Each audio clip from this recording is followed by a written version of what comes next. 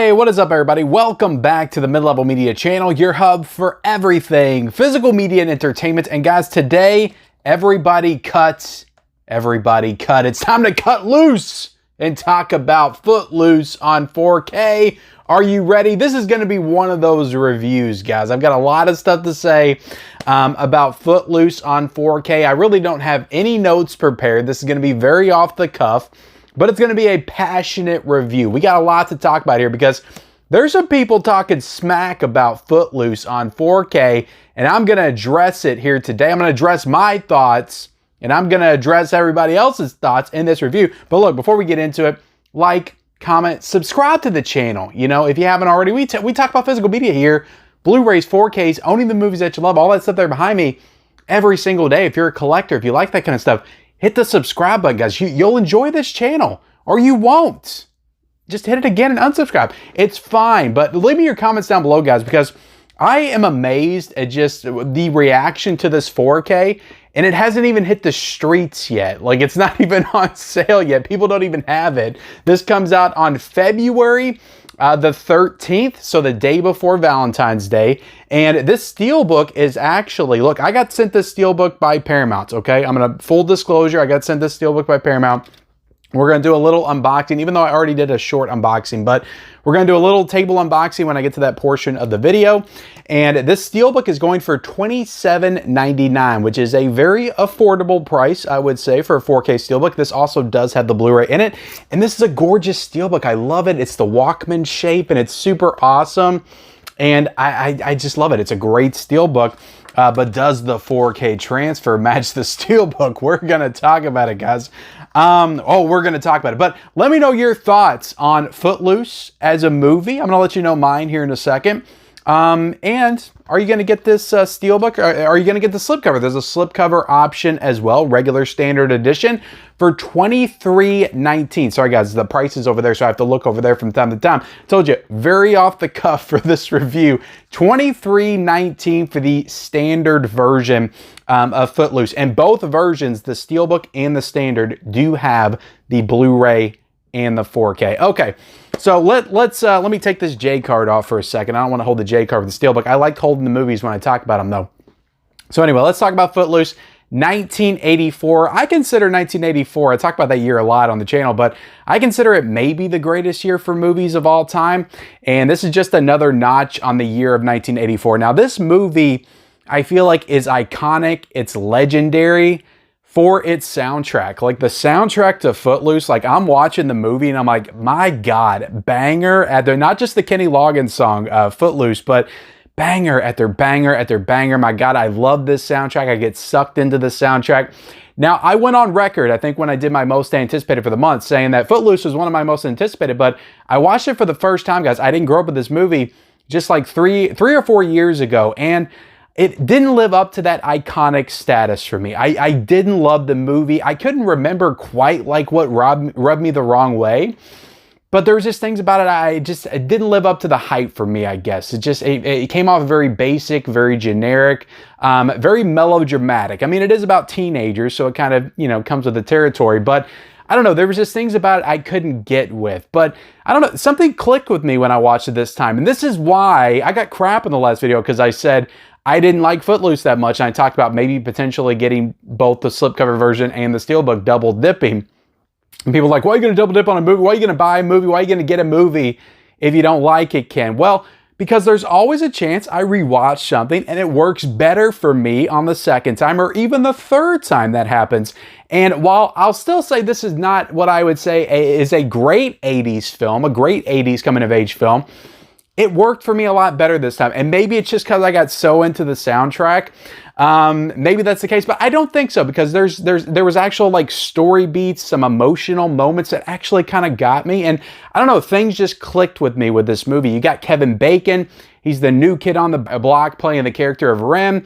He moves into this town and he finds out that dancing and partying and having fun basically is outlawed in this town. And it's John Lithgow, who's the town minister, that's kind of leading the charge for that. So it's against the law to dance in this town. Like, this town's crazy. Like, they're burning books and they're trying to get rid of like all the bad stuff. They're super Christian. It's just one of those type of stories where, you know, John Lithgow has to realize the error of his ways and realize that, you know what, these kids just want to have fun. And I was a kid once. So some of those themes just kind of resonated with me this time. I don't know what it was. All right, so now that we're done talking about the movie, let's get into talking about the transfer. So there's a lot of stuff. Like, I showed this Steelbook off and immediately I got people saying that I've heard that transfer is crap. I've heard that transfer is crap. I guess there's people reviewing it.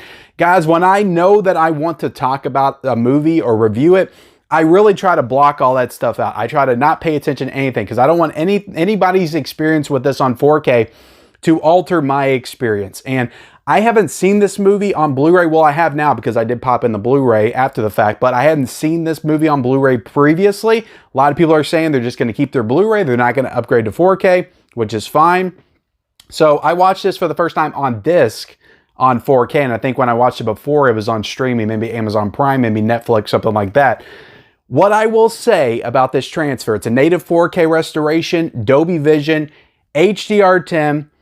I didn't think it was terrible. I did not think it's terrible. I'm not going to say it's one of the best transfers I've ever seen, but I don't think it's a disaster like some people are making it out to be. I think a lot of it has to do with that source material just not being the strongest, because when I'm watching this, and maybe this is the benefit of me knowing that a lot of people said this was terrible going into it, but when I'm watching it, I'm actively trying to find scenes that I think look good in this movie. And in doing that, I actually found a lot of scenes, a lot of moments in this 4K that I thought looked really good.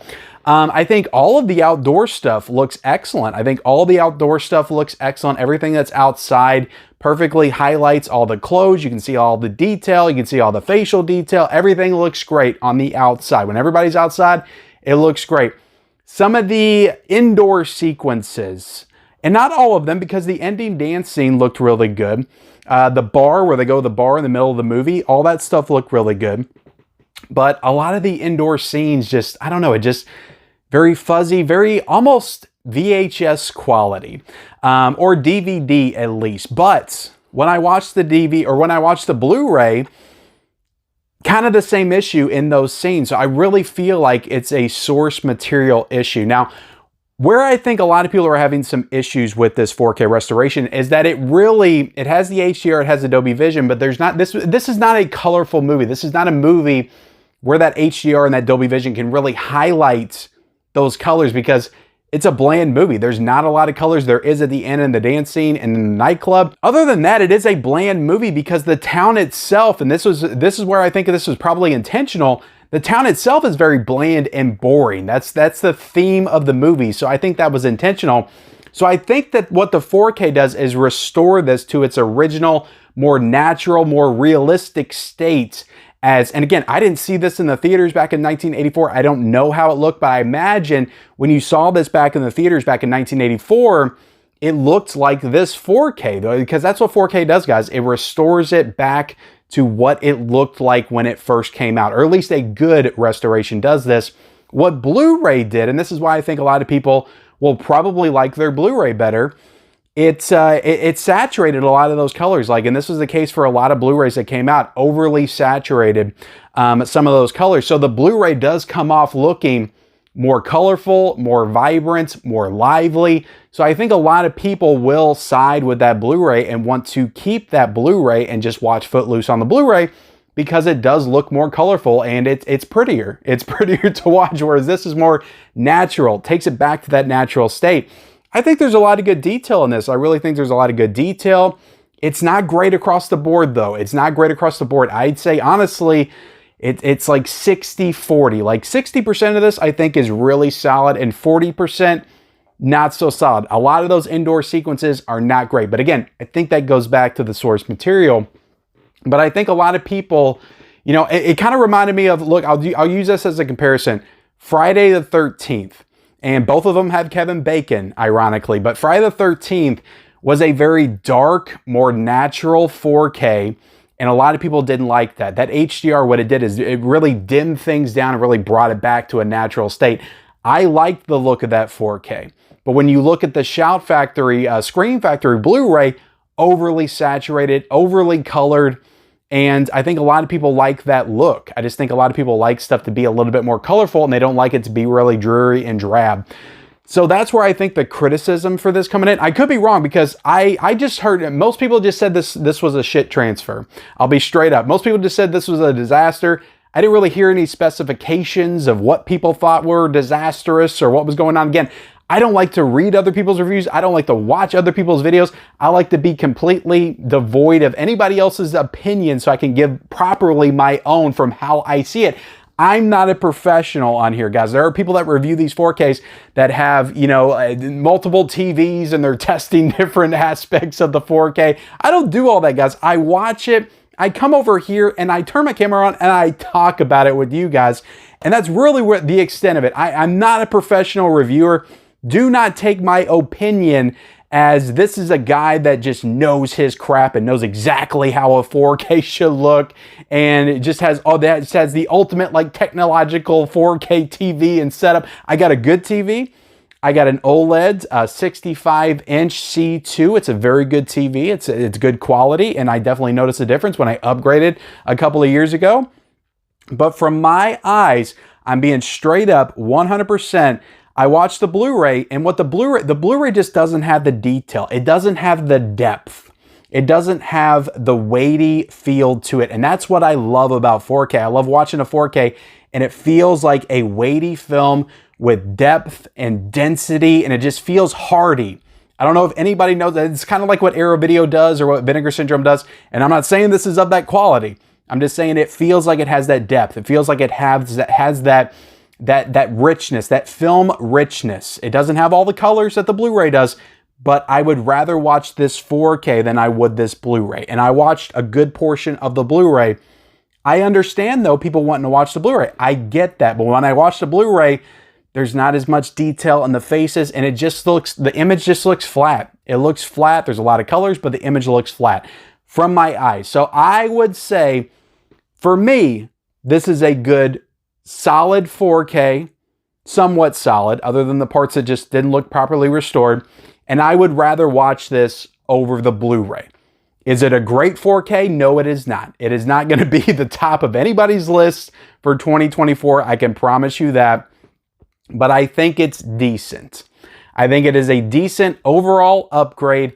And I would watch the 4K over the Blu-ray if I went back to rewatch it. Getting into the sound, guys, you have a 5.1 DTS HD Master Audio, and you also have the 2.0 in French, and you also have the Dolby Digital Mono in Spanish. I think there's some other languages as well, but the 5.1, like I said, this is a great soundtrack. I watched this in the morning. Nobody was home, and like I said, I really got into this soundtrack. I just bumped it, and it sounded great. So that sound-wise, no issues with that 5.1. Thought it sounded excellent. I'm pretty sure it's the same 5.1 that was on the previous Blu-ray. I do not think there was a sound upgrade at all.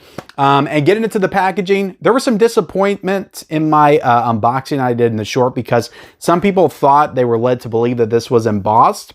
It is not embossed. This is a straight gloss finish right here. Still really nice, feels really nice. And I'm going to be cutting to a little bit of an unboxing here.